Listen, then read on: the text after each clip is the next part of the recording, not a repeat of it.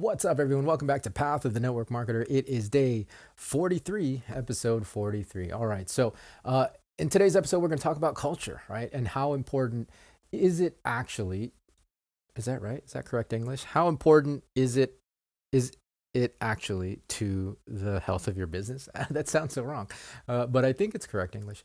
How important actually is it? There we go. That's a little better. How important is culture to the health and longevity of your network marketing business? Um, Again, this is one of those observations and what I've heard. Well, yeah, just what I've heard in passing or in different network marketing conversations that I've had recently, and it's so funny people's perspectives on culture. What culture is for me is it's community, right? And what that particular community, the overriding kind of character and personality traits of the community itself. What makes a community tick? What's cohesive about the community? There are cultures that are more driven by profit. There are cultures more driven by connection. And there's no wrong or right, right? Like there's no good or bad. It's just again different personality traits kind of gravitate towards each other. Um, that said, the whatever the culture is, whatever the community that you've created and the culture behind that community, culture is still tremendously important, right? It's tremendously important. And I would wager to say that creating a community built on connectedness is actually stronger than building a community built on production, right? Built on production. Um, Again, we get into this profession. At least I did, right? Like again, this is my opinion. This is my perspective. You can disagree all you want, and whatever works for you, great. But for me, I got into this for lifelong residual income. I've been with my company for 13 years. I don't plan on going anywhere else, right? And so, um, I've largely my organization and the company as a whole, as a matter of fact, Yoli as a whole, we've done very well at building a community of connectedness. Um, sure, sometimes for some individuals it takes longer to create profit and to grow their business, and that's normal. And here's the thing: like I'm never going to leave that last person behind, right? Right? In the wolf pack, I saw this on the internet one day. You know what I mean? You have the wolf pack, that's traveling together, and they have the strongest in the front, the like kind of the more vulnerable, and so and so forth towards the middle, and the very last person in or the last individual in the wolf pack, in that formation is the leader in the very back because they want to make sure that nobody gets left behind, and that's kind of always been the principle that I've led with. Um, and and so I want to make sure that there is a high level of inclusion for everybody, no matter what their production level is, right? Because I'm not tying your worth or your value to your production, to your output. Sure, I'm going to do my best to help you produce, and culture doesn't only mean lovey-dovey kumbaya, right? Of course not. That's silly. I mean, like we're talking about life and realities of business.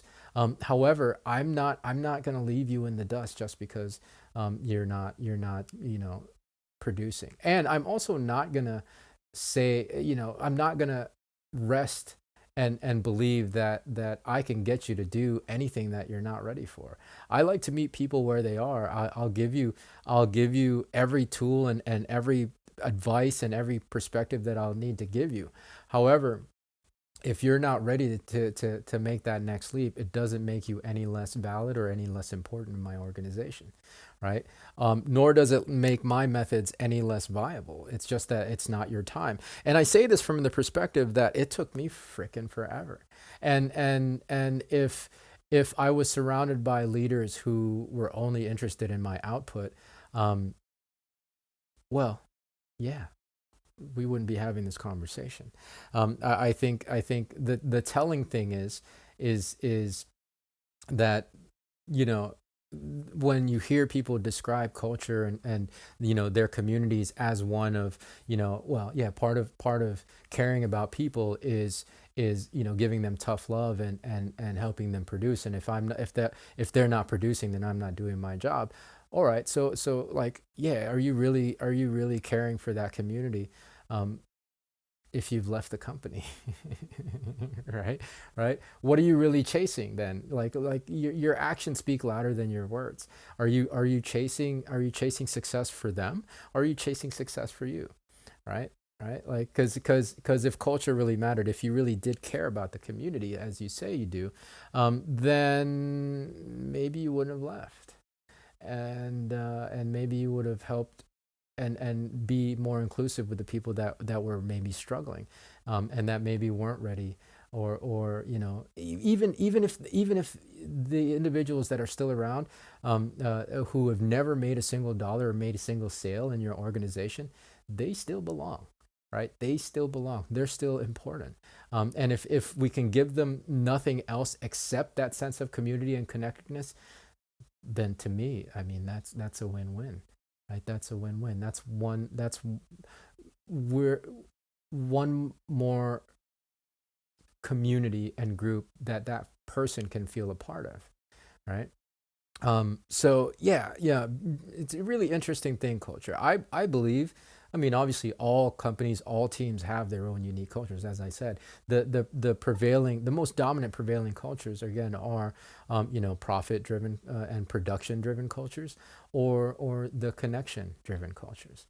I again, from, and even if we're just talking about business here, right? Like, I am of the belief and experience that if you build a culture of connectedness, if you build a community focused and centered around connectedness, your business is going to last longer, right? Your business is going to last longer, because if a culture and a community is built on production and profitability, then there's always another company to chase, and there's always another team to join, or there's always a new deal, to go hunt down and headhunt, right? So that's my perspective on culture. Hopefully that makes sense. And if you have any opposing thoughts or ideas about that, again, I don't speak in absolutes. I would never say that my perspective is the only right one. It's just my perspective. I know what's worked for me, and I believe it will work for you as well. And that's why I share this stuff with you on the show here. So anyways, that's going to do it for today's episode, guys. More to come from me. Well, yeah, episode every day. So if you guys aren't already following or subscribed to the show, make sure you hit that follow and subscribe, because there's a new episode. Excuse me. There's a new episode every day, brand new, fresh, just for you. So until then, be well, be safe. I'll see you in the next episode.